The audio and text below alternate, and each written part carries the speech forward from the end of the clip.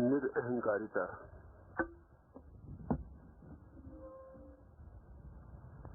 निरअहंकारिता दो ढंग से उपलब्ध हो सकती है। एक तो इस ढंग से उपलब्ध हो सकती है कि कोई अपने को मिटाता चला जाए,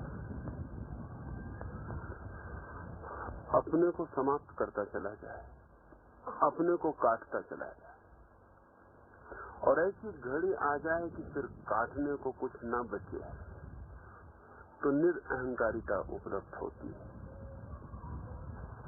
लेकिन ये निरअहंकारिता निगेटिव है, नकारात्मक,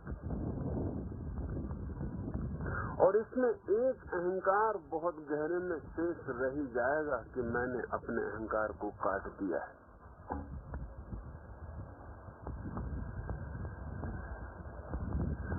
एक और ढंग से भी निरअहंकारिता उपलब्ध होती है कि कोई अपने को फैलाता चला जाए और इतना बड़ा करता चला जाए कि उसके अलावा फिर कुछ शेष ही न रह जाए, वही शेष रह जाए, सब उसमें समा जाए।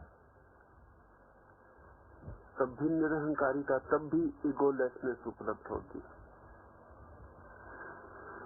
लेकिन तब पीछे कहने को इतना भी नहीं रह जाता कि मैं निरअहंकारी हो गया।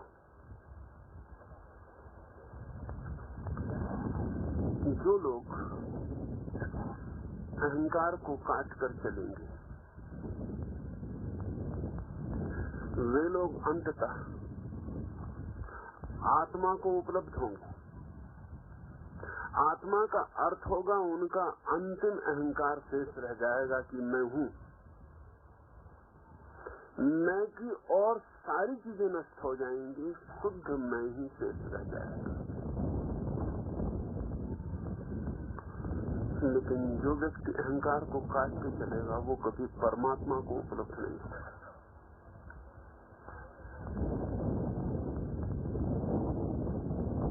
जो व्यक्ति अहंकार को भी विस्तीर्ण करता चला जाए, इतना विस्तीर्ण कि सब उसमें समा जाए, उस दिन आत्मा का बोध नहीं रह जाएगा, परमात्मा का ही बोध रह जाएगा।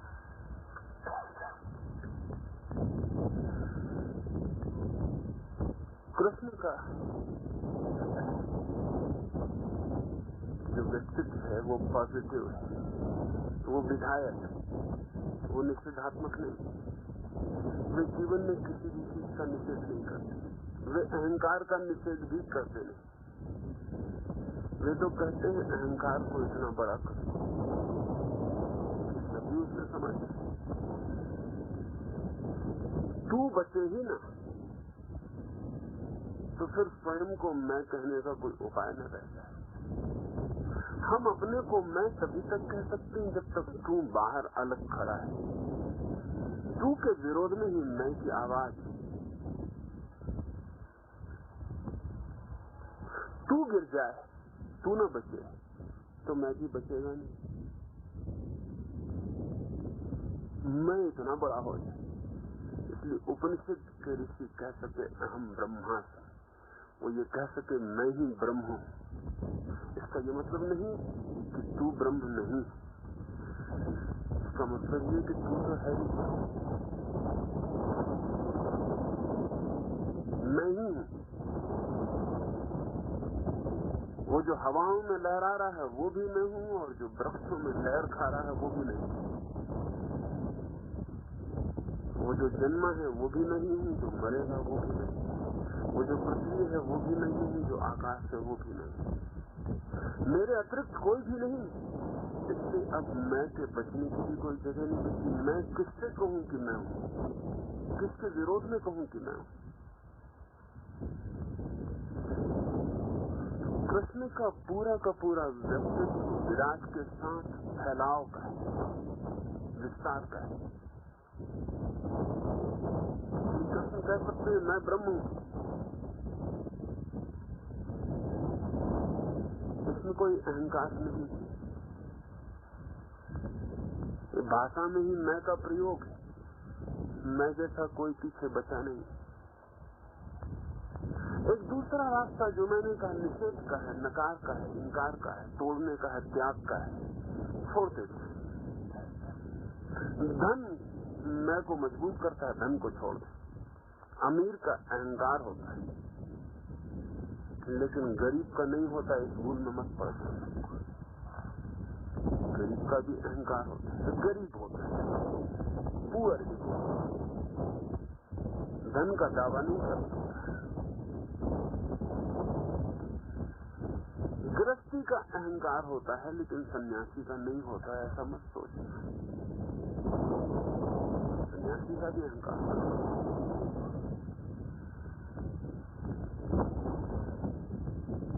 अगर मैं छोड़ता चला जाऊं तो जिन जिन चीजों से अहंकार बढ़ता है, मजबूत होता है, वो सब छोड़ दूं। धन छोड़ दूं, मकान छोड़ दूं, पत्नी छोड़ दूं, बच्चे छोड़ दूं, घर बार छोड़ दूं, तो मेरे अहंकार को टिकने की कोई जगह न रह जाएगी, कोई खूंटी न रह जाएगी जहां मैं अहंकार को टांग सकूं और कह सकूं कि मैं धनी हूं, कह सकूं कि मैं ज्ञानी हूं, कह सकूं कि मैं त्यागी हूं। ऐसी कोई जगह न रह जाएगी, लेकिन इससे मैं मिट नहीं जाऊंगा। और जब मेरे मैं को टिकने के लिए कोई खूंटी नहीं रहेगी, तो मैं फिर बहुत सूक्ष्म में मुझसे ही टिका रह जाए, फिर आखिर में मैं ही रह जाऊंगा।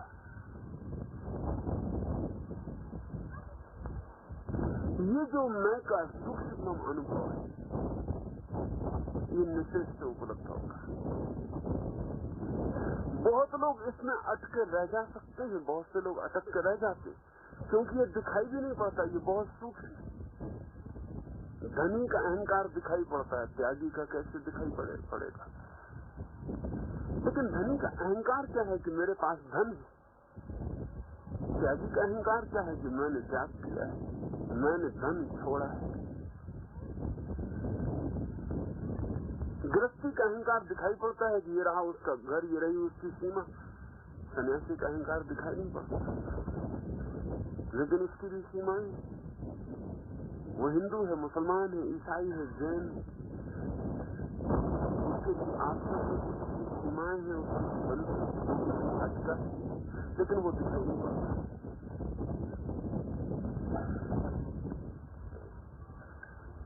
ये जो घड़ी है निषेध की,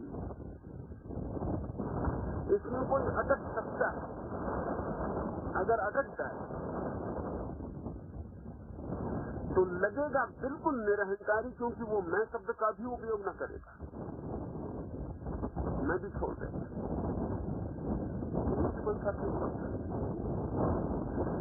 इससे भी पार जाना पड़ेगा। महावीर और बुद्ध इसके पार तो चले जाते,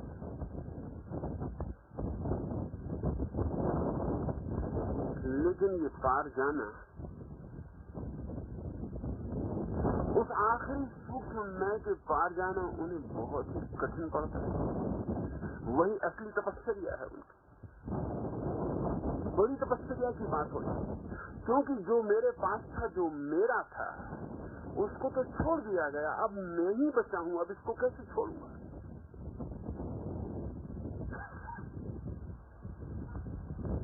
इसको कैसे छोड़िएगा? इसलिए निषेध की प्रक्रिया से अगर 1000 लोग चलेंगे तो एक ही आदमी निरहंकारिता तक पहुंचता है। 999 आदमी सूक्ष्म मैं पर खड़े होकर रह जाते। महावीर तो निकल जाएंगे, लेकिन महावीर के पीछे चलने वाला सन्यासी अटक जाएगा। अति दुरूह है ये बात। सहारे तोड़ देना तो बहुत आसान है। जिन जिन सहारों से मेरा मैं मजबूत होता है, मैं उनको गिरा दूं, लेकिन फिर मैं बच रहूंगा, उसको कैसे गिराऊंगा?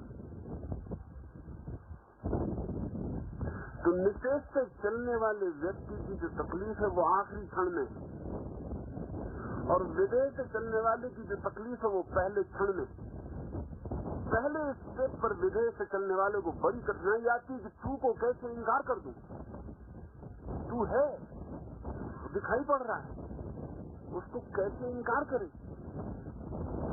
कृष्ण की साधना की पहली तकलीफ पहले चरण पर है। असली तकलीफ वही है, इसके बाद फिर कोई तकलीफ नहीं होगी। महावीर और बुद्ध की साधना की असली तकलीफ आखिरी चरण पर है।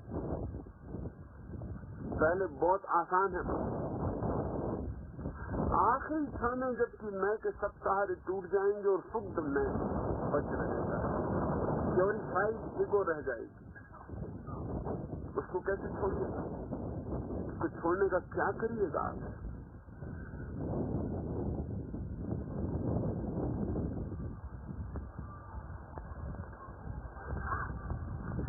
पहले चरण पर जो करना पड़ेगा विधायक साधक को, वही अंतिम चरण पर निषेध के साधक को करना पड़ेगा।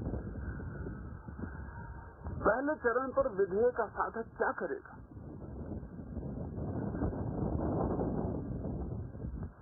वो तू में भी मैं को खोजने की कोशिश करेगा। निषेध का साधक अंतिम चरण पर क्या करेगा? मैंने भी तू को खोजने की कोशिश करेगा।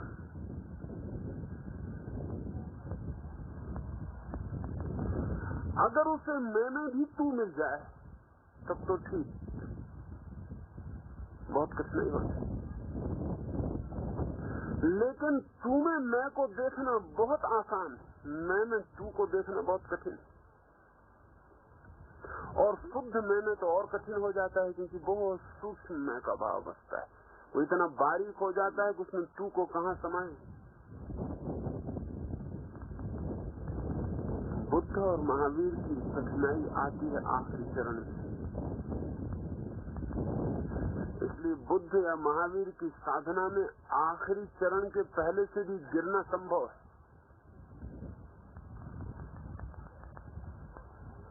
आखिरी कदम के पहले भी कोई लौट सकता है, रुक सकता है, अटक सकता है। आखिरी छलांग। और जब पूरी जिंदगी मैं को बचाया पूरी साधना में, तो आखिरी क्षण में एकदम से छोड़ना बहुत मुश्किल हो जाए। छोड़ा जा सकता है। एक ही रास्ता है, इस मैं के बिंदु में तू दिखाई पड़ जाए।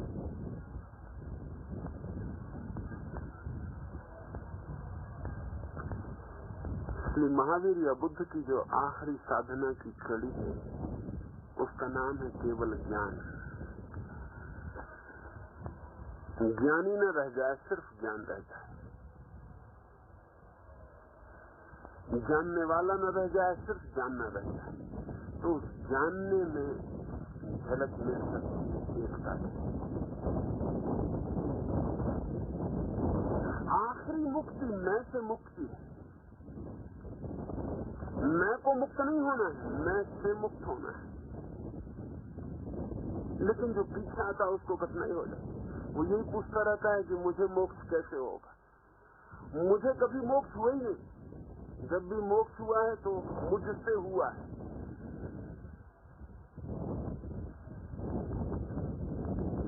महावीर की साधना परंपरा में जो लोग पीछे आएंगे, उनके अहंकार के पोषण की बड़ी।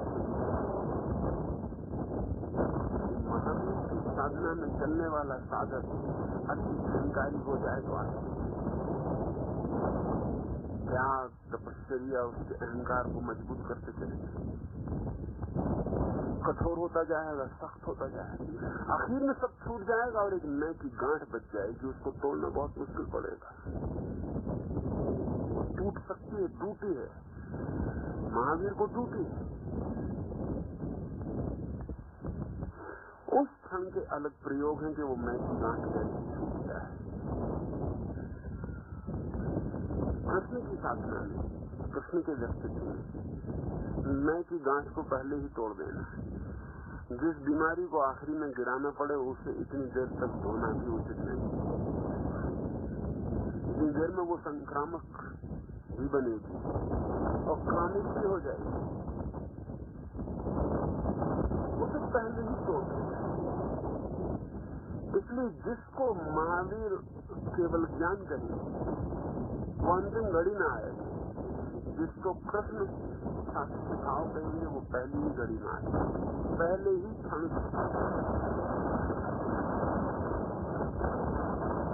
इस सत्य को जानना कि मैं अलग नहीं। लेकिन अगर अगर मैं अलग नहीं हूं तो फिर त्याग बेमानी हो जाए। छोड़ेंगे नहीं, छोड़ेगा कौन? छोड़ के जा रहा हूं वो भी नहीं, भागूंगा कहां से? जहां से भाग रहा हूं वो भी नहीं, भागूंगा कहां? जहां भागना है वो भी नहीं। रविन्द्रनाथ ने बहुत गहरी मजाक यशोधरा से करवाई है बुद्धदेव। बुद्धदेव ज्ञान लेकर वापस लौटे, यशोधरा उनसे पूछती है कि मुझे सिर्फ एक ही सवाल पूछना था, आप आ गए। मैं तुमसे ये पूछना चाहती हूँ कि जो तुमने जंगल जाके पाया वो क्या इस घर में मौजूद नहीं था? और बुद्ध बड़ी मुश्किल में पड़ गए, क्योंकि अगर भी ये कहें कि वो इस घर में मौजूद था तो ही, क्योंकि जो जंगल में मिलता है वो घर में भी मिल सकता है। अगर भी ये कहें कि वो यहाँ भी मौजूद था तो यशोधरा कहेगी कितनी मैंने कहा था कि मत जाओ। निश्चित ही उसने कहा था, रात जब गए थे तो उसे बिना बताए ही जाना पड़ा था। और अगर वे ये कहें कि वो यहाँ भी था जो जंगल में था, तो यशोधा कहेगी पागलपन किया इतनी देर, जो यही था उसे खोजने वहां गए। अगर वे ये कहें कि वो यहाँ नहीं था जंगल में ही, तो गलत होगा, क्योंकि बुद्ध अब जानते हैं कि वो यहाँ भी है जो जंगल में मिला है। कृष्ण कहीं छोड़ के नहीं जाए। बुद्ध को जो आखिरी घड़ी में दिखाई पड़ता है वो कृष्ण को पहली घड़ी से ही दिखाई पड़ता है। बुद्ध जो आखिरी क्षण में जान पाते हैं कि वही है सत्य, वो कृष्ण पहले से ही जान रहे हैं कि वही है। मैंने फकीर से सुना है तो एक गांव के किनारे पड़ा रहा है और जब भी कोई उससे पूछता कि तुम कुछ साधना नहीं करते तो वो कहता कैसे साधूंगा।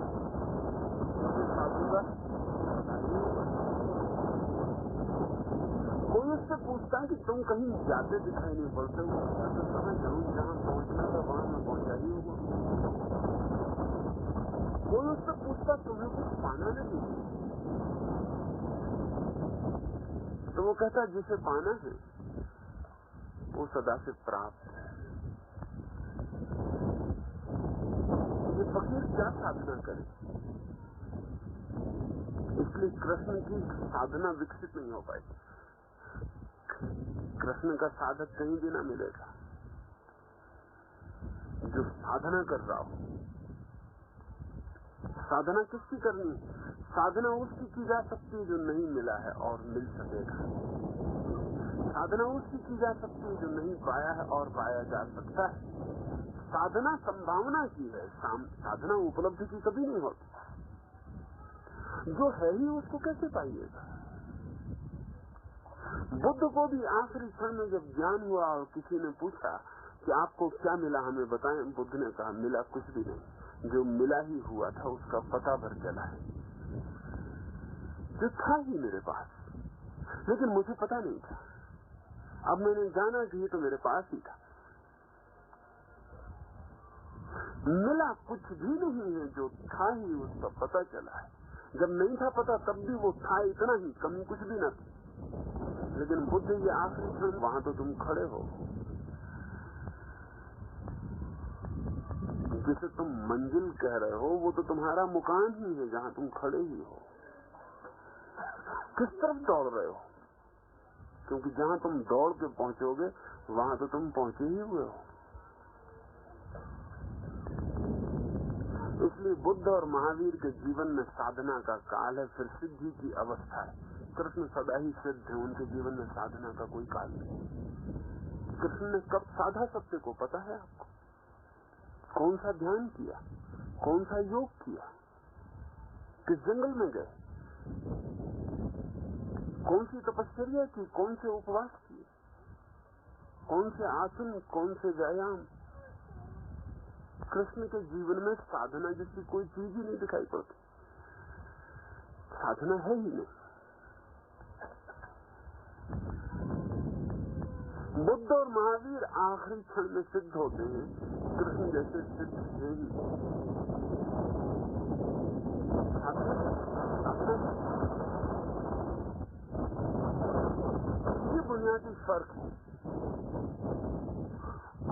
कृष्ण को जो दिखाई पड़ रहा है उसमें अहंकार का कोई उपाय नहीं है, क्योंकि तू है ही नहीं कहीं।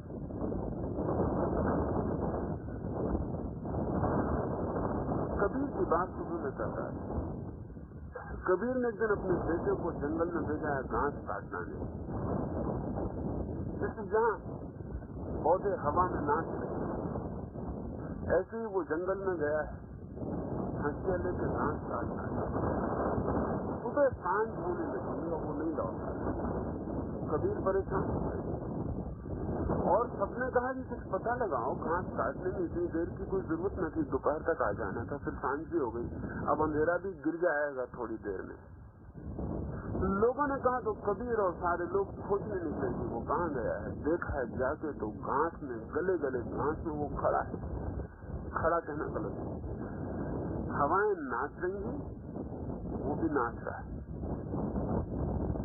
जैसे वृक्ष नाच रहे हैं, पौधे नाच रहे हैं, घास के पत्ते नाच रहे हैं, वो भी नाच रहा है। उसे हिलाया, उसने आंख खोली और सबने कहा तुम ये क्या कर रहे हो, घास काटा नहीं? उसने कहा अच्छी याद दिलाई। क्या उठाया? उसने कहा अब तो सांझ भी हो गई। लोगों ने कहा वापिस चलो। लेकिन तुम दिन भर क्या किया? उस लड़के ने कहा मैं घास हो गया, मैं भूल ही गया कि मैं भी हूँ, मैं भूल ही गया कि वो घास है और उसको काटना है। इतनी आनंदित थी सुबह, सब इतना नाचता हुआ था कि मैं पागल नहीं था कि नाचते हुए समय और काटने में लग जाऊं। मैं नाचने लगा और फिर तो मुझे याद ही न रही कि कौन घास है और कौन कमाल है जो काटने आया। तो आप आए तो आपने मुझे ख्याल दिला दिया। कृष्ण इतने नाचने में मग्न हो गए इस जगत में। कबीर का बेटा तो घास के साथ नाचा, कृष्ण इस पूरे जगत के साथ नाचे, इसके चांदारों के साथ नाचे, इसके स्त्री पुरुषों के साथ नाचे, इसके फूलों के साथ नाचे, इसके कांटों के साथ नाचे। वो इस जगत के साथ नाचने में ऐसे लीन हो गए कि कौन है मैं, कौन है तू, इसकी कोई जगह न रही।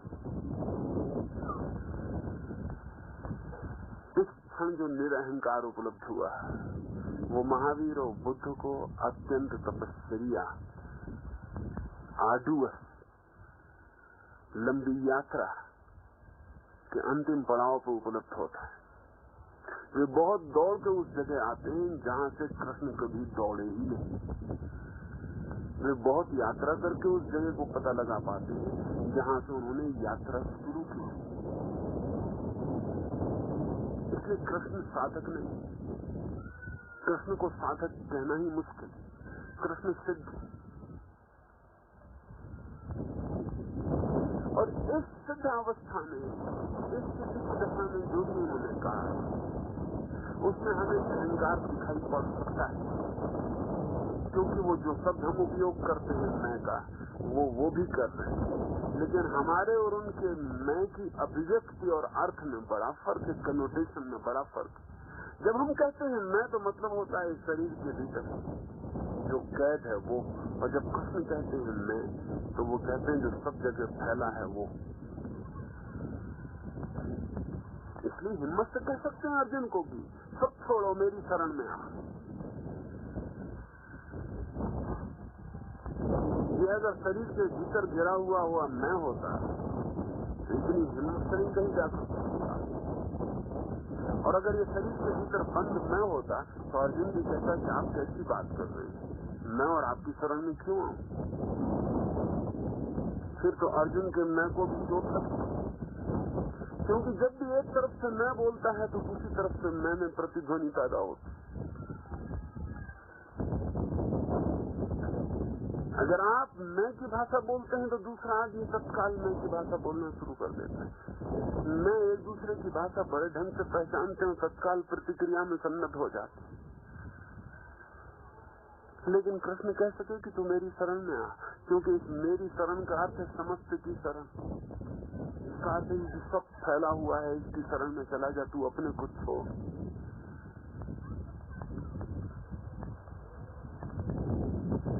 निरअहकार महावीर और बुद्ध को भी आता है, लेकिन लंबी यात्रा के बाद, और महावीर और बुद्ध की यात्रा पर चलने वाले बहुत से साधकों को कभी नहीं आएगा, क्योंकि वो आखिरी बात है जो वो कर पाए न कर पाए।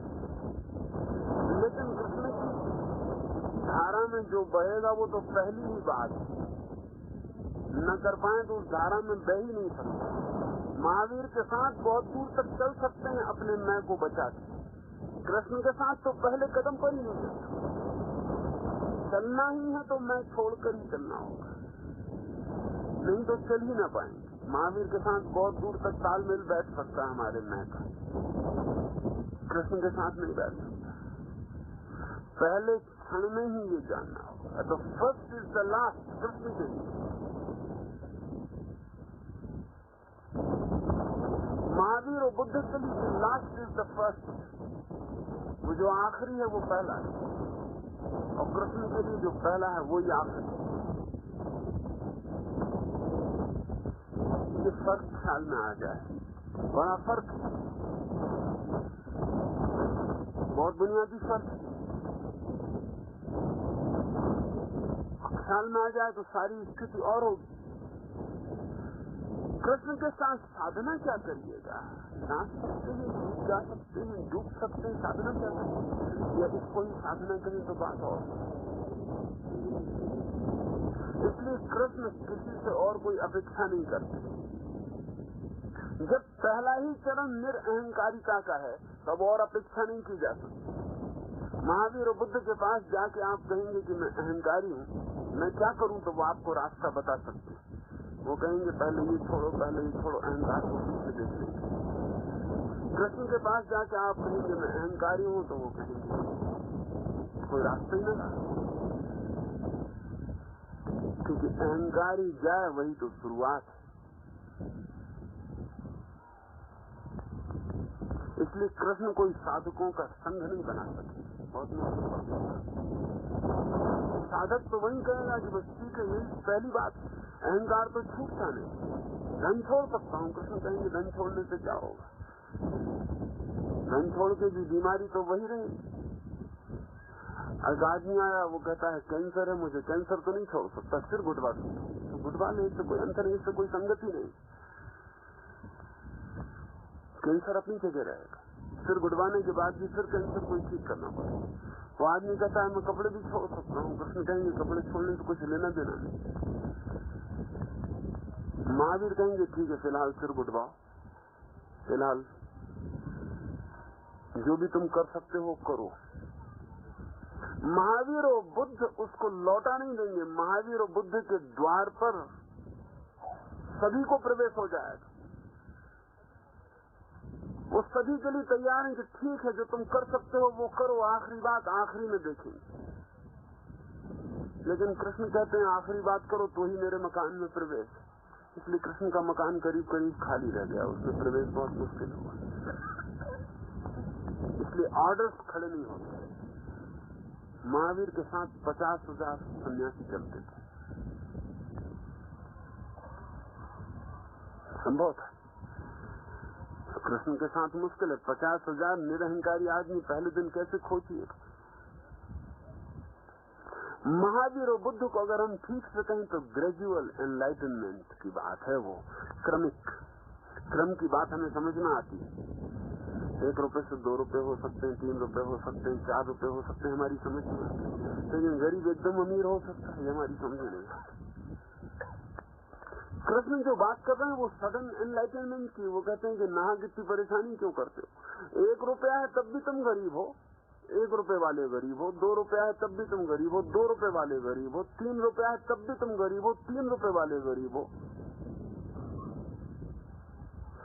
करोड़ है तो भी तुम गरीब हो, करोड़ रुपए वाले गरीब हो। कृष्ण कहते हैं हम तुम्हें सम्राट बनाते, रुपए का तुम हिसाब किताब छोड़ो। 1 रुपए से भी छूट सकता है, 2 से भी छूट सकता है, 3 से भी छूट सकता है, करोड़ से भी छूट सकता है। हम तुम्हें सम्राट ही बनाए देते हैं। बना क्या देते हैं? हम तुम्हें याद दिलाना चाहते हैं कि तुम सम्राट हो। महावीर और बुद्ध की पद्धति साधना है, कृष्ण की पद्धति सिर्फ रिमेम्बरिंग है, स्मरण। स्मरण करो कि तुम कौन हो, बस मामला पूरा हुआ जाता है। Just remember. एक कहानी मैंने सुनी, वो मैं आपसे कहूँ। मैंने सुना एक सम्राट ने अपने बेटे को निकाल बाहर किया, नाराज था। एक ही बेटा था, निकाल बाहर कर दिया तो बेटा कुछ भी न जानता था। सम्राट के बेटे क्या जान सकते, न वो पढ़ा लिखा था, वो कुछ भी नहीं कर सकता। हाँ, कभी शौक में कुछ गीत गाना और कुछ नाचना सीखा था तो सड़कों पर भीख मांगने लगा और नाचने लगा और नाच के भीख मांगने लगा। लेकिन बाप ने उसको देश से बाहर निकालने की आज्ञा दी थी, तो अपने देश में तो नहीं कर सका, देश छोड़ देना पड़ा। फिर बाप बूढ़ा हुआ, इसको बातों को वर्षों बीत गए और वो लड़का भूल गया कि मैं सम्राट था। 10 साल जो भीख मांगे उसको याद भी कैसे रहे कि वो सम्राट था, तो वो सम्राट। और 10 साल जब उसने भीख मांगी थी तो वो रोज सम्राट होने का ज्यादा अधिकारी होता चला गया था, क्योंकि उसका बाप बूढ़ा होता चला गया था। एक ही बेटा था,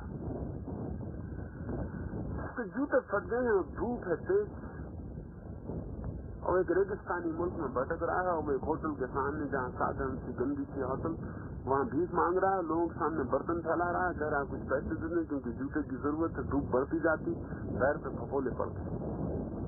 सम्राट बूढ़ा हुआ, उसने अपने वजीरों को खोजने भेजा कि उस बेटे को वापस लौटा लाओ, क्योंकि ये राज्य कौन संभालेगा। न किसी के संभालने से तो बेहतर है कि वो जो ना समझे वही संभाले। सम्राट के वजीर उसे खोजने गए, बड़ी मुश्किल से सम्राट का प्रधान वजीर उस गांव में पहुंच गया जहां वो भीख मांग रहा है। रथ सामने आकर रुका, तब वो अपने टूटे हुए टीन के बर्तन में भीख मांग रहा था, बजा रहा था और कह रहा था कुछ पैसे मिल जाए तो मैं जूते खरीद लूं। रथ रुका, वजीर नीचे उतरा, चेहरा पहचाना हुआ था, कपड़े वही थे जो 10 साल पहले निकला था, फट गए थे, चीथड़े हो गए थे, नंगे पैर था, चेहरा सांवला और काला पड़ गया।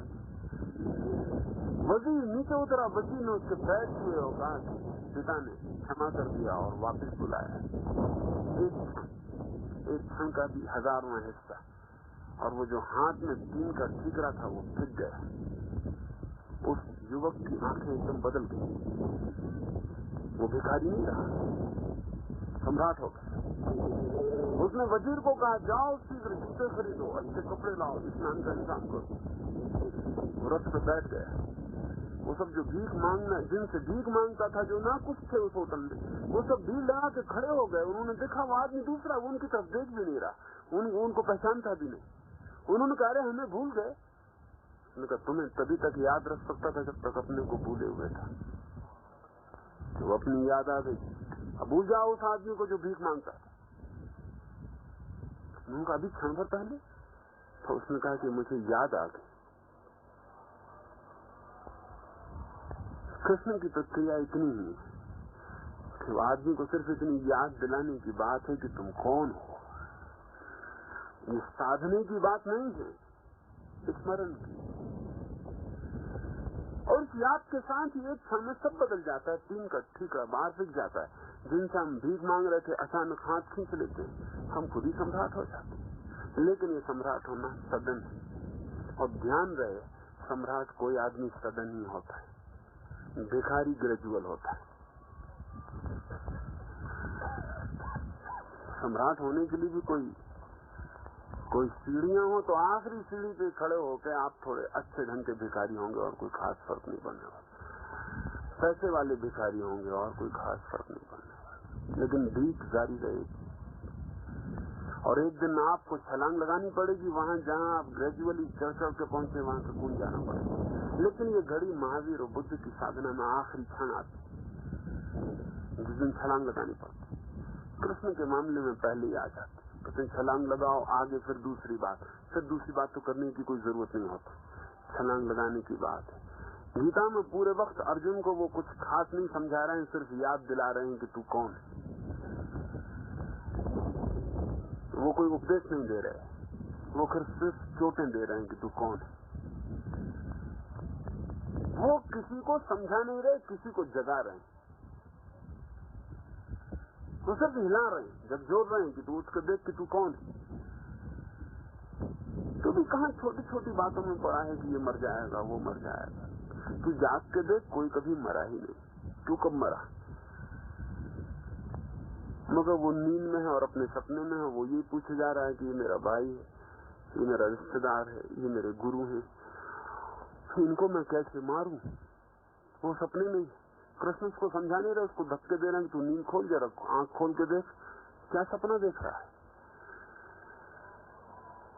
या तो सभी सबके ही या कोई किसी का नहीं है। दोनों हालत में मतलब एक, या तो सभी लोग मरी जाते हैं, तब मारने न मारने से फर्क नहीं पड़ता, या मरते ही नहीं, तब भी मारने न मारने से कोई फर्क नहीं पड़ता। कृष्ण की जीवन चिंतना स्मरण की, इसलिए साधना नहीं है वो सीधे सिद्ध होने में छलांग। हम उतनी हिम्मत नहीं जुटा पाते, इसलिए हम कहते हैं अपना काम नहीं। हम तो कहीं जाएं जहां धीरे धीरे एक एक कदम हम चलेंगे, लेकिन हर कदम से आप अपने को बचाते हुए चलेंगे, ध्यान रखना। इसीलिए तो छलांग नहीं लगाते, छलांग लगाने में बचने का खतरा है, बच नहीं सकते, बचने में खतरा है। आप कहते हैं हम तो एक एक कदम चलेंगे जिसमें अपने को बचा के चले, लेकिन जिसको आप बचा रहे हैं वो आखिरी कदम में भी बचा रहेगा, और वो फिर भी कहेगा कि अपने को बचा के किसी तरह निकल सकते हो तो निकल जाओ मोक्ष। अपने को बचा के कोई मोक्ष में प्रवेश नहीं कर सकता, अपने को खोकर ही प्रवेश कर सकता। वो आखिरी क्षण में वही दिक्कत आएगी, और मैं मानता हूं कि जो दिक्कत आखिरी क्षण में आनी है वो पहले क्षण में ही आ जाए, क्योंकि इतना समय क्यों व्यय करना है, तो समय क्यों व्यर्थ खोना है। आखिरी क्षण में महावीर और बुद्ध को जो स्मरण आता है वो स्मरण है, वो साधना का फल नहीं। लेकिन हमने साधना देखी, एक आदमी गांव में 20 चक्कर लगाता है, फिर उसे स्मरण आता कि मैं कौन हूं। एक आदमी एक ही चक्कर लगाता, उसे स्मरण आता मैं कौन हूं। कोई चक्कर नहीं लगाता, उसे स्मरण आता।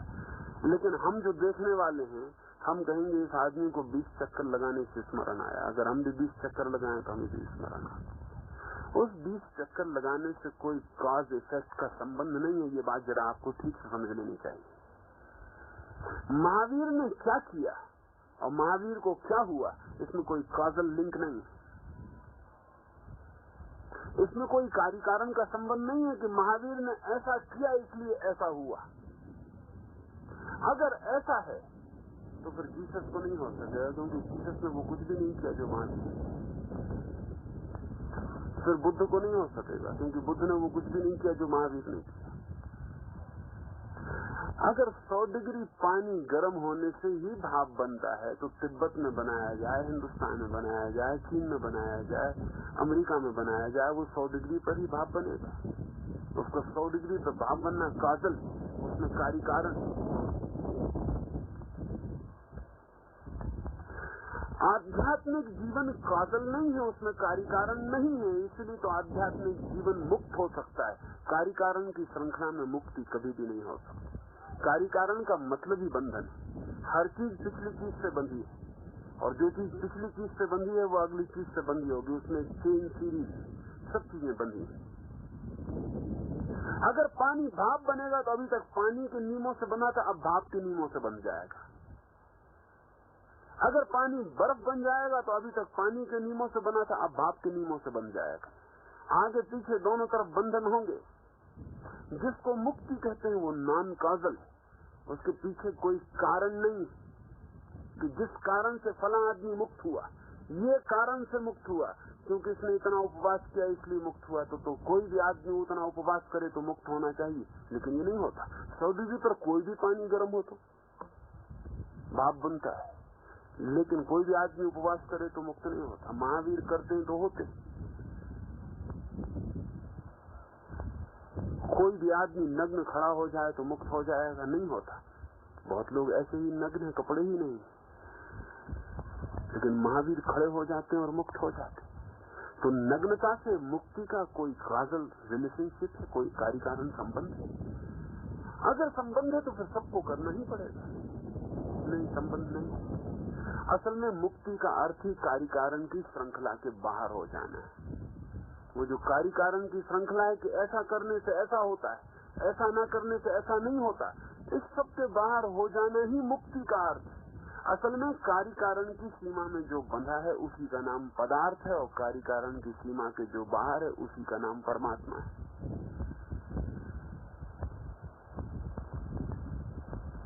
लेकिन किस जगह इसके बाहर होंगे आप?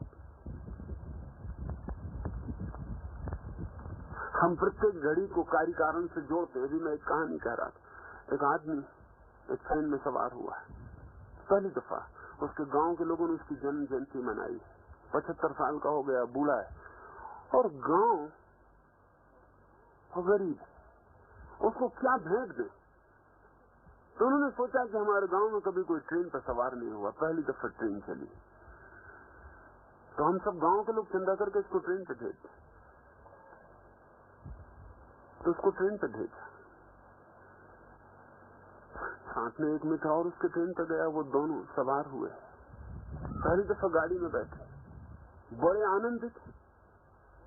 और कभी गाड़ी में चीजें बिकने आ गई, कुछ उन्होंने पॉकेट खर्च भी उनको दिया था कि कुछ खर्च भी करना, आते जाते आनंद लेना। तो एक सोडा पाप बेचने वाला एक आदमी सोडा बेच रहा है। उन्होंने कहा पता नहीं क्या खतरनाक चीज है, लेकिन पहले कोई पीता हो तो अपन देख लें। एक आदमी ने लेके पिया तो उन्होंने कहा ठीक है, पिया तो जा सकता है। और उन्होंने कहा कि एक ही लें, पहले आधा तुम पी लो, आधा मैं पी लूंगा, क्योंकि जचे भी न जचे। तो उन्होंने एक सोडे की बोतल दी। एक आदमी ने आधी बोतल पी, पहली दफे पी थी, और जैसे उसने बोतल पी वैसे ट्रेन एक टनल में, एक बोबडे में प्रवेश की। वो आधे के आगे पीता चला गया तो दूसरे ने रोका। उसने कहा कि तुम आधे के आगे जा रहे हो। उसने बोतल नीचे की, आंख खोली, घनघोर अंधेरा था। तो उसने दूसरे आदमी से कहा कि don't touch this stuff, I have been stuck blind. इसको छू नहीं मत, मैं अंधा हो गया हूं। भूल के मत पीना, जो हो गया मेरे साथ हो गया। स्वभाव था। वो जो अंधेरा घटित हुआ था वो उसके लिए काजल लिंक नहीं सोच सकता है। सोडा पीने से आंखें एकदम अंधी हो गई। हम जिंदगी में इसी भाषा में सोचते हैं, इससे बड़ी भ्रांतियां पैदा होती हैं। मुक्ति का जो अनुभव है वो बियॉन्ड द कॉजल लिंक, वो हमारे सब कार्य कारण के बाहर। बुद्ध ने जो किया है उसके कारण वो उसको उपलब्ध नहीं हुए, उसके करने के बावजूद उपलब्ध हुए, in spite of death. Mahavir ने जो किया है उसके कारण उपलब्ध नहीं हुए, उसको करने के बावजूद उपलब्ध हुए। इसलिए कोई अगर महावीर की पूरी नकल भी कर ले तो उपलब्ध नहीं होगा। पूरी नकल कर ले टोटल, तो उसमें एक अंक भी कम देने की गुंजाइश न रह जाए, उसको 100% आंकड़े देना पड़े कि अब इसमें कोई कमी नहीं रह गई, फिर भी नहीं होगा। उसका कोई संबंध नहीं। मुक्ति एक्सप्लोजन है, एक विस्फोट है, कार्य कारण की श्रृंखला के बाहर। कृष्ण ये कहते हैं कि अगर ये ख्याल में आ जाए तो वो अभी हो सकता है। पात्र अपात्र का सवाल नहीं, सभी पात्र। साधना का उतना सवाल नहीं, लेकिन कुछ लोग थोड़ा चक्कर खाएंगे, उनको और अपने घर भी आना हो तो पूरे बस्ती में घूमे बिना नहीं आ सकते। उनके लिए जरूरी होगा कि पूरे गांव घूमा है। कुछ लोग अपने पास भी उनको आना है तो वाया दी अदर, वो दूसरे के बिना अपने पास भी नहीं आ सकते। उनका रास्ता ही वो है। फिर हमारे अपने अपने चक्कर, वो चक्कर हम पूरा करें, लेकिन कृपा करके अपना ही चक्कर पूरा करें तब भी ठीक है। दूसरे ने जो चक्कर पूरा किया उसको करने निकल जाते हैं, आप तब बहुत मुश्किल में पड़ जाएंगे। वो आपका चक्कर ही नहीं, कोई दूसरा उस चक्कर से अपने तक आया था, लेकिन आप वो नहीं है, आप दूसरे आदमी हैं, आप उस चक्कर से नहीं आ सकते हैं अपने तक। पहली बार जब उपनिषद पश्चिमी भाषाओं में अनुवादित हुए तो वहां जिन लोगों ने पढ़ा उनको पहली जो तकलीफ हुई वो ये थी कि इनमें कोई साधना तो बताई नहीं। क्या करना, क्या नहीं करना, क्या खाना, क्या नहीं पीना, क्या पहनना, क्या नहीं पहनना, क्या बुरा है, क्या भला है, ये सब इसमें कुछ बताया हुआ नहीं। किस तरह के धर्म ग्रंथ, क्योंकि बाइबल में सब बहुत साफ है। क्या करो क्या ना करो ये बहुत साफ है। कमांडमेंट जाहिर, ये करना है और ये नहीं करना। ये तो धर्म ग्रंथ है। ये उपनिषद किस तरह का धर्म ग्रंथ है जिसमें कोई चर्चा ही नहीं, जिसमें कोई साधना की प्रक्रिया नहीं, आचरण की कोई व्यवस्था नहीं। कठिन समझना कि बाइबल में जो उपदेश है वो धर्म से उसका कोई लेना देना नहीं, वो नैतिक है, लेकिन नीति को धर्म समझ लिया जाता है। उपनिषद ठीक अर्थों में धर्म है, नीति से कोई लेना देना नहीं, वो सिर्फ रिमेम्बरिंग की बात है। ये कह रहे हैं कि तुम स्मरण करो जिसे तुम भूल गए हो, जो तुम हो, जो तुम इसी वक्त हो, इसे स्मरण करो।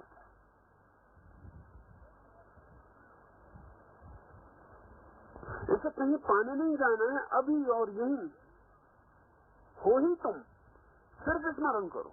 ये सिर्फ विस्मृति है। कृष्ण के दृष्टि में जो हमें पाना है वो सिर्फ विस्मृत हुआ है, खोया नहीं। जो हमें पाना है वो हम भूल गए, बस इससे ज्यादा नहीं। वो हमें याद नहीं रहा है, इसलिए पहले ही चरण में उसको याद करो और कूद जाओ। इसलिए जो साधनाएं और जो नैतिकताएं और जो व्यवस्थाएं धर्म देगा वो कृष्ण नहीं दे रहे हैं। कृष्ण का अहंकार पहले ही क्षण में नहीं है, और जो आदमी भी आंख खोल के देखेगा उसका अहंकार नहीं रह जाएगा। आंख बंद करके हम जीते इसलिए अहंकार रह जाता है। ऐसा नहीं कि आप कहेंगे कृष्ण को हुआ मुझे क्यों नहीं होता, आप आंख बंद करके जीते। आपने कभी अपने जन्म के संबंध में सोचा कि किसने आपको पैदा किया? आपने पैदा किया? कम से कम इतना तो तय है कि आपने पैदा नहीं किया, और कुछ तय न हो कि किसने आपको पैदा किया, इतना तय है कि आपने पैदा नहीं किया। आप जैसे हैं ऐसा आपको आपने नहीं बनाया, इतना तो तय है। लेकिन हमें भी वहम पैदा हो जाता, हमारे बीच में भी कई सेल्फ मेड पागल होते, वो सोचते मैंने अपने को बनाया। वो भगवान तक को तकलीफ नहीं देते उनको बनाने की, वो खुद ही पर अपना सब थोप लेते, तो मैंने अपने को बनाया। सेल्फ मेड न हम अपने को बनाते। हमारा होना भी हमारे हाथ में तो नहीं है। ऐसे सीधे से सत्य भी हमें दिखाई नहीं पड़ते कि मेरा होना भी मेरे हाथ में कहां है। मैं हूं, इसके लिए मेरी जिम्मेवारी कहां है। मैं नहीं होता तो मैं किससे शिकायत करने जाता? जो नहीं है वो कहां शिकायत कर रहे हैं? नहीं होता तो नहीं होता, हूं तो हूं। मैं ऐसा हूं तो ठीक, और ऐसा नहीं होता और वैसा होता तो क्या करता? अगर हम जीवन के तथ्यों में थोड़ी आंख डाल के देखें तो हमें दिखाई पड़ेगा न जन्म हमारे हाथ, न मृत्यु हमारे हाथ। हमारे हाथ भी हमारे हाथ में नहीं। जरा अपने हाथ से अपने हाथ को पकड़ने की कोशिश करें तो पता चले कुछ भी हमारे हाथ में नहीं है। जहां कुछ भी हमारे हाथ में नहीं है वहां मैं कहने का अर्थ क्या है, प्रयोजन क्या है? जहां सभी कुछ संगत है, जहां सभी कुछ एक साथ घट रहा है। कहा नहीं जा सकता कि आज बगीचे में जो फूल खिले अगर वो आज न खिलते तो जरूरी था कि मैं फिर भी यहाँ होता। कोई नहीं कह सकता। आमतौर से हम कहेंगे इससे क्या संबंध है, बगीचे में फूल नहीं होते तो भी मैं यहाँ हो सकता था। जरूरी नहीं है। तो जो बगीचे में फूल खिला है उसकी मौजूदगी और मेरा होना एक ही होने के दो छोर। अभी सूरज शांत हो जाए तो हम सब यहीं शांत हो जाएंगे। सूरज बहुत दूर, करोड़ों मील दूर, उसके होने पे हम निर्भर हैं। और सूरज भी किन्हीं महासूर्यों के होने पे निर्भर है, और वे महासूर्य भी और किन्हीं महासूर्यों के होने पे निर्भर है। सब निर्भर है। यहाँ जीवन इंटरडिपेंडेंट है, यहाँ जीवन परस्पर निर्भर है। यहाँ जीवन कटा कटा अलग अलग नहीं। हम आइलैंड्स नहीं है, हम छोटे छोटे द्वीप नहीं है, हम महासागर हैं जहाँ सब इकट्ठा है। इसको जरा ही आंख खोल के देखें तो कोई याद दिलाना पड़ेगा कि मैं और तू हमारे मानवीय आविष्कार हैं और बड़े गलत आविष्कार। ये दिखाई पड़ जाए तो उसका स्मरण आ जाएगा जो है। जब तक ये दिखाई ना पड़े तब तक उसका स्मरण मुश्किल होगा। तब तक हम अपने को मैं माने चले जाएंगे, दूसरे को तू माने चले जाएंगे और एक कल्पना में, एक पुराण में जी लेंगे, एक मिथ में जी लेंगे। कृष्ण पहले ही चरण में कहते हैं स्मरण करो और कुछ मत करो, बस स्मरण करो। कौन हो, क्या हो, कहां हो, इसका स्मरण करो और सब प्रकट हो जाए।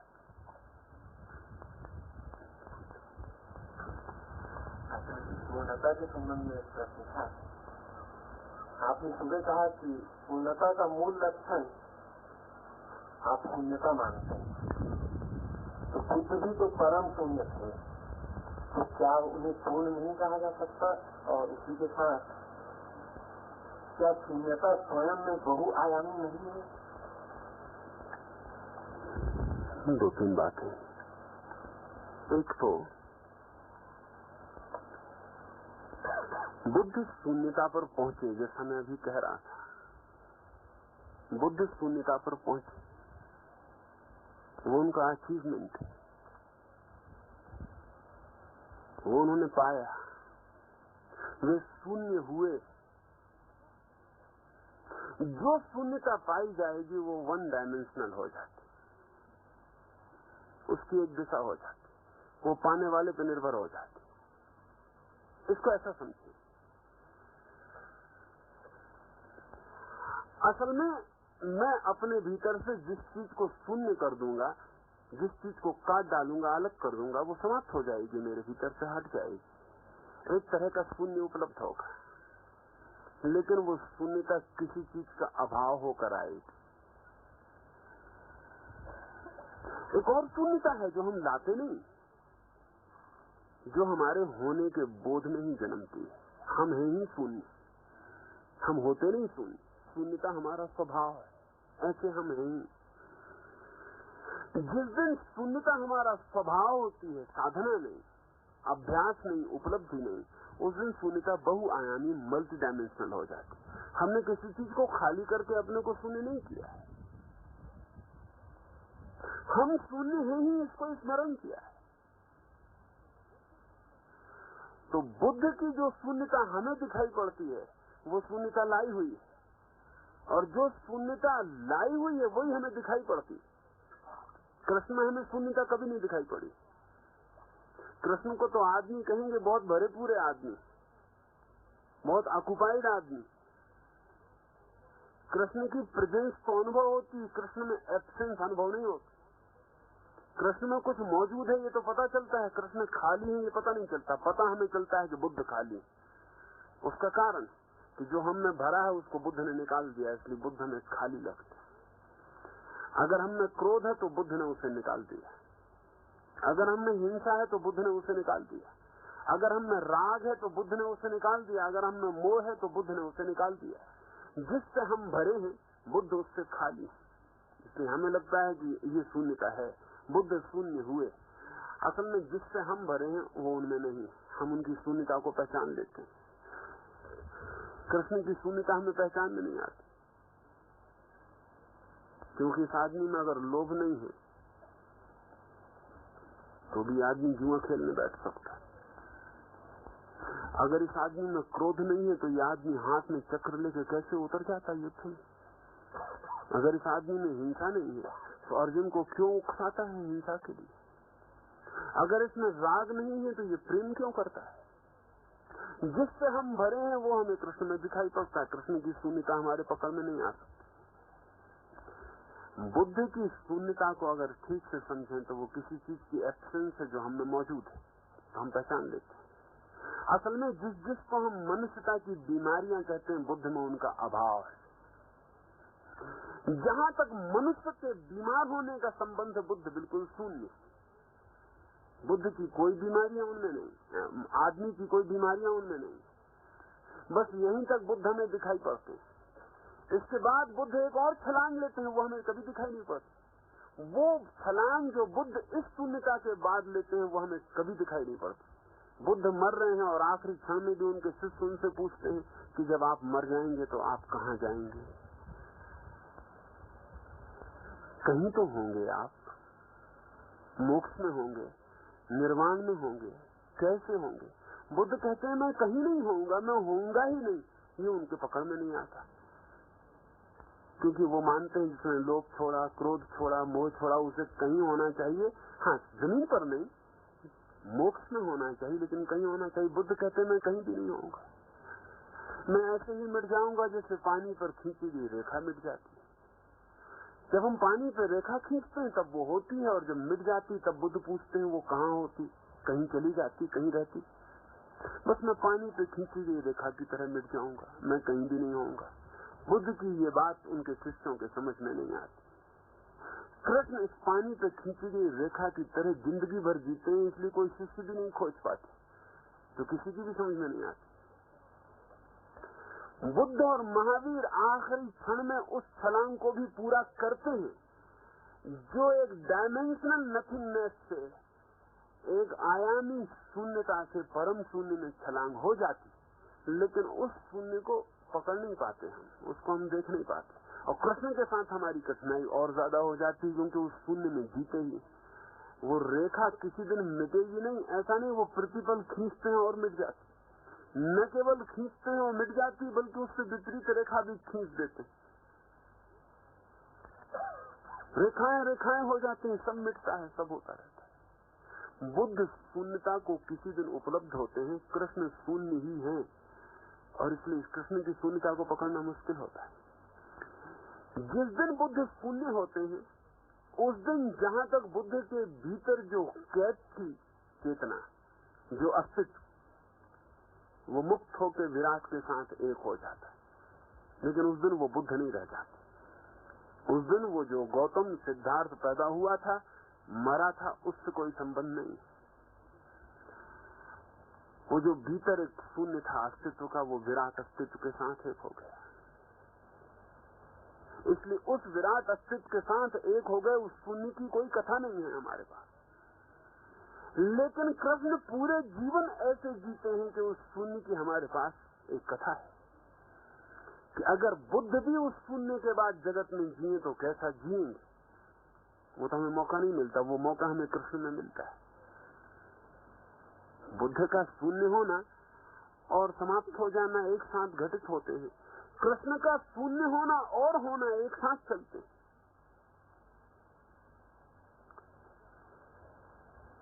अगर बुद्ध पूर्ण निर्वाण को, महानिर्वाण को पाकर वापस लौट आए तो वो कृष्ण जैसे होंगे। फिर वो चुनाव नहीं करेंगे, फिर वो ये नहीं कहेंगे ये बुरा है और ये भला है, फिर वो छोड़ेंगे, पकड़ेंगे नहीं, फिर वे कुछ भी नहीं करेंगे, फिर वे जिएंगे। कृष्ण वैसे जीते ही है। तो बुद्ध की जो परम उपलब्धि है, कृष्ण का वो सहज जीवन है, और इसलिए बहुत कठिनाई है। परम उपलब्ध लोग तो समाप्त हो जाते, उपलब्ध होते होते खो जाते, इसलिए हमें बहुत परेशानी में नहीं डालते। जब तक वो होते हैं हमारी नैतिक धारणाओं की परिपुष्टि उनसे होती मालूम पड़ती है। लेकिन ये आदमी होता ही शून्य है, और इसलिए हमारी किसी नैतिक मान्यता को इससे पुष्टि नहीं मिलती है। हमारा सारा का सारा अस्त व्यस्त कर जाता है। यह आदमी हमें बड़े भ्रम में छोड़ जाता है। हम समझ ही नहीं पाते कि अब क्या करें और क्या न करें। असल में बुद्ध और महावीर से करने के सूत्र निकलते हैं, कृष्ण से होने का सूत्र निकलता है। बुद्ध और महावीर से डूइंग के लिए रास्ता मिलता है, कृष्ण से सिर्फ बीइंग के लिए रास्ता मिलता है। कृष्ण सिर्फ है। एक ज़ेन फकीर से किसी आदमी ने जाकर पूछा है कि मुझे ध्यान सिखाएं, तो फकीर ने कहा कि तुम मुझे देखो और सीख सको तो सीख लो। वो आदमी बहुत मुश्किल में पड़ गया, क्योंकि वो फकीर अपने बगीचे में गड्ढे खोद रहा है। उसने थोड़ी देर तो देखा, उसने कहा कि गड्ढा खोदना मैं बहुत देख चुका हूँ, मैंने भी बहुत खोदे, आप कृपा करके ध्यान सिखाएं। उस फकीर ने कहा कि अगर तुम मुझे देख के नहीं सीख सकते तो मैं और कैसे सिखा सकता हूँ। मैं ध्यान हूँ, मैं जो भी कर रहा हूँ वो ध्यान है, मेरे गड्ढे खोदने को ठीक से देखो। तो उस आदमी ने कहा मुझे तो लोगों ने भेजा था कि बड़े ज्ञानी के पास भेज रहे हैं, मैं भी कहाँ आ गया। तो गड्ढा खोदने मुझे देखना होता तो मैं कहीं भी देख लेता। उस फकीर ने कहा एक दो दिन रुक जाओ। कभी वो फकीर खाना खाने बैठता, कभी वो सो जाता, कभी वो स्नान करता, कभी वो गड्ढा खोदता, कभी बीज बोता। 2 दिन वो आदमी घबरा गया, उसने कहा मैं ध्यान सीखने आया हूँ, ये सब बातों में मुझे कोई मतलब नहीं। उस फकीर ने कहा लेकिन मैं करना नहीं सिखाता, मैं होना सिखाता। अगर तुम मुझे गड्ढा खोदते देखो तो समझोगे ध्यान कैसे गड्ढा खोदता है। अगर तुम मुझे खाना खाते देखते हो देखो कि ध्यान कैसे खाना खाता है। मैं ध्यान करता नहीं, मैं ध्यान हूँ। उस आदमी ने कहा मैं भी किस पागल के पास आ गया, मैंने सदा यही सुना था कि ध्यान किया जाता है, अब तक मैंने सुना नहीं कि कोई ध्यान होता है। उस फकीर ने कहा ये तो बहुत मुश्किल सवाल है कि पागल हम दोनों में से कौन, और हम दोनों तो इसको तय कर ही ना सकेंगे। हम सबने प्रेम किया है, हम कभी प्रेम नहीं हुए। इसलिए अगर कोई आदमी हमारे बीच आ जाए जो प्रेम है तो मुश्किल में डाल देगा, क्योंकि हम तो प्रेम करते हैं। लव एज एन एक्ट हमारे लिए आता है, लव एज बीइंग हमारे लिए कभी नहीं। इसको प्रेम करते, उसको प्रेम करते, कभी करते कभी नहीं करते, वो हमारा काम धाम। लेकिन एक आदमी जो प्रेम है वो हमें मुश्किल में डाल देता है। उसका होना ही प्रेम, वो जो भी करता है वो प्रेम, वो जो नहीं करता वो भी प्रेम, वो लड़ता है तो प्रेम है, वो गले लगाता है तो प्रेम है, वो जो भी करता है ये आदमी में मुश्किल में डाल देगा। हम उससे बहुत कहेंगे कि हमें प्रेम करो, वो कहेगा प्रेम मैं कैसे करूं, मैं प्रेम हूं। प्रेम तो वे कर सकते हैं जो प्रेम ना हो। कृष्ण की यही कठिनाई है, कृष्ण का अस्तित्व शून्य है, शून्य हुए नहीं है। वो उन्होंने कुछ खाली नहीं किया, उन्होंने कुछ हटा के जगह रिक्त नहीं बनाई, उन्होंने तो जो है उसको स्वीकार कर लिया, इसलिए शून्य हो गए। इस शून्यता में और बुद्ध और महावीर की शून्यता में आखिरी क्षण के एक क्षण पहले तक फर्क रहेगा। बुद्ध और महावीर आखिरी क्षण तक होंगे कुछ, आखिरी छलांग में ना कुछ हो जाएंगे, लेकिन कृष्ण पूरे जीवन ना कुछ है। ये शून्यता जिसको कहें लिविंग नथिंगनेस, जीवंत शून्यता है। बुद्ध और महावीर की शून्यता जीवंत नहीं है, जीने के आखिरी क्षण तक तो वे उस शून्यता से भरे रहते हैं जो शून्यता हम पहचान लेते हैं कि ये खाली किया है, आखिरी क्षण में छलांग देते। इसलिए महावीर और बुद्ध दोनों कहेंगे लौटना नहीं, लौटना नहीं। लेकिन कृष्ण राधा से कह सकता कि हम बहुत बार पहले भी आए और नाचे, और बहुत बार फिर भी आएंगे और नाचेंगे।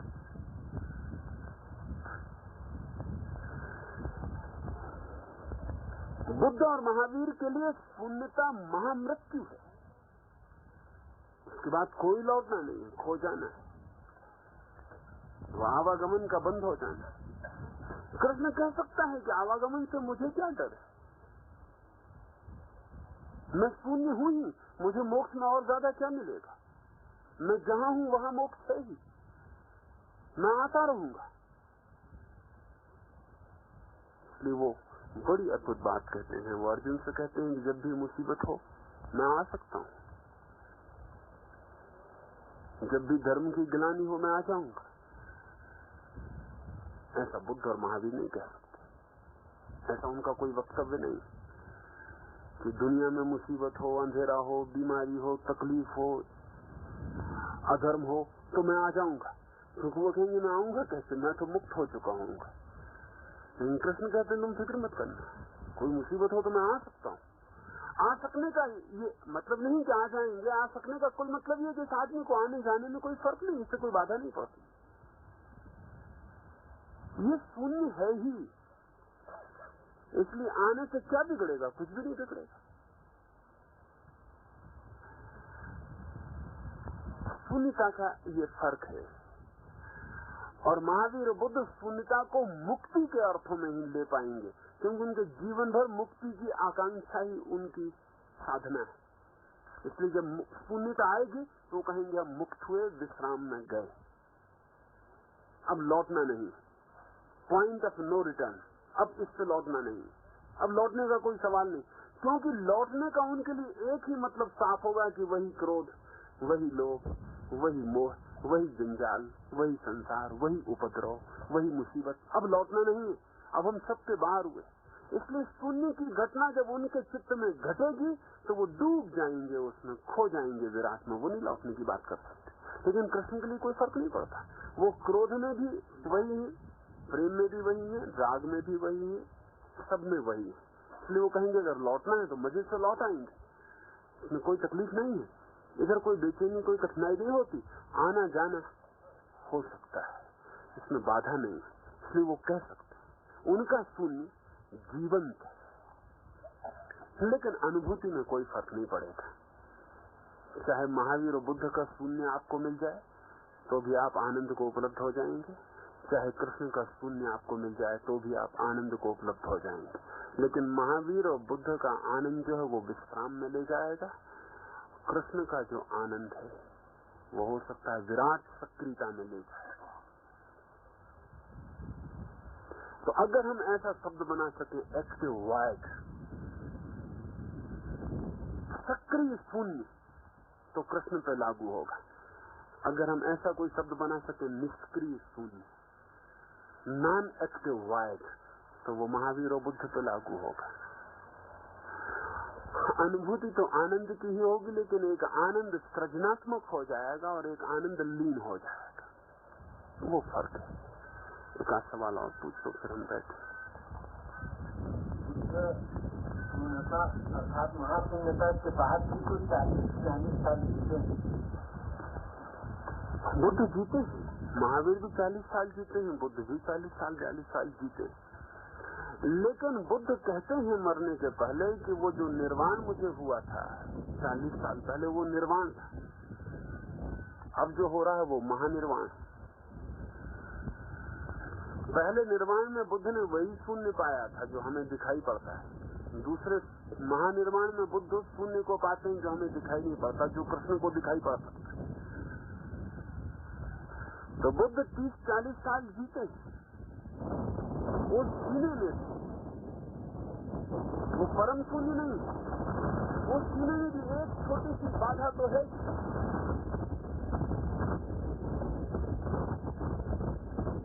वो सीने में भी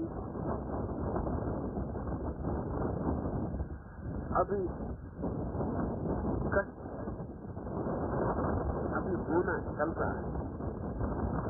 बुद्ध अगर गांव-गांव जा भी रहे हैं तो वो करुणावश जा रहे हैं, आनंदवश नहीं।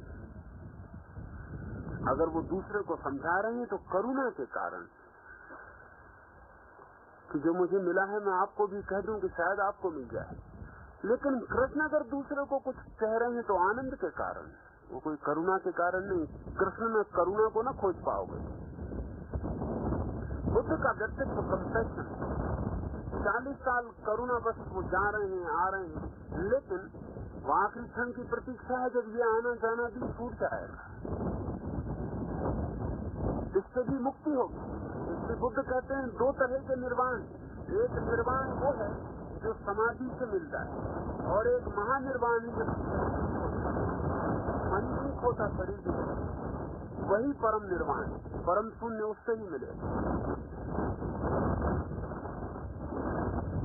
कृष्ण के लिए ऐसा नहीं है। कृष्ण के लिए निर्वाण और महानिर्वाण 2 नहीं है, एक।